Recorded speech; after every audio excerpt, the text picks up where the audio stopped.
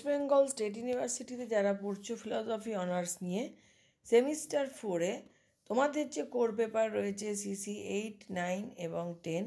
CC 8 আমি তোমাদের আগেই দিয়েছি, তোমরা নিশ্চয়ই এতদিনে দেখেছো। আজকে তোমাদের দেব CC 9।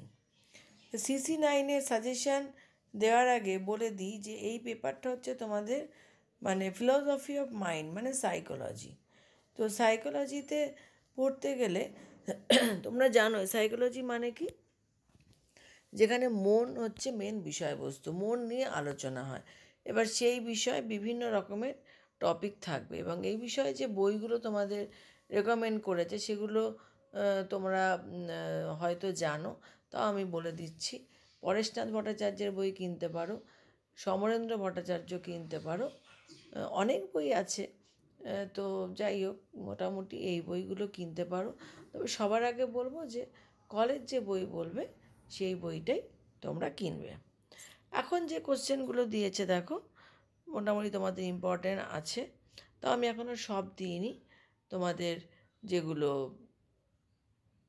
তোমাদের বড় কোশ্চেনগুলোই দিয়েছি, এখনও 5 মার্কসের কোশ্চেন দিইনি। 5 মার্কসের কোশ্চেন পরে দিচ্ছি। অন্তর্দর্শন বলতে কী বোঝো? মনোবিদ্যায় অন্তর্দর্শন পদ্ধতির সুবিধা ও অসুবিধাগুলি সবিচার ব্যাখ্যা করো। নির্বাণ মনের অস্তিত্ব স্বীকারের সপক্ষে যুক্তিগুলি সবিচার আলোচনা করো। শিখন সম্পর্কে গেস্টাল মতবাদ সবিচার ব্যাখ্যা করো। ফ্রয়েডের মতে স্বপ্ন আমাদের ঘুমের অভিভাবক, তাই যদি হয় তাহলে আমরা উৎকণ্ঠাজনিত স্বপ্ন দেখি কেন? ফ্রয়েডকে অনুসরণ করে আলোচনা করো। মানুষ ভৌত সমান্তরালবাদ বিশদে আলোচনা করো।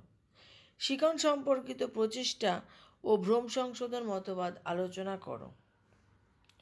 মনোবিদ্যায় বহির্দর্শন পদ্ধতি কী? এর সুবিধা অসুবিধাগুলি কি কি? দেহ মনের সম্বন্ধ বলতে কী বোঝো? দ্বৈতবাদ বলতে কী বোঝো? দ্বৈতবাদের বিভিন্ন প্রকারভেদগুলি আলোচনা করো।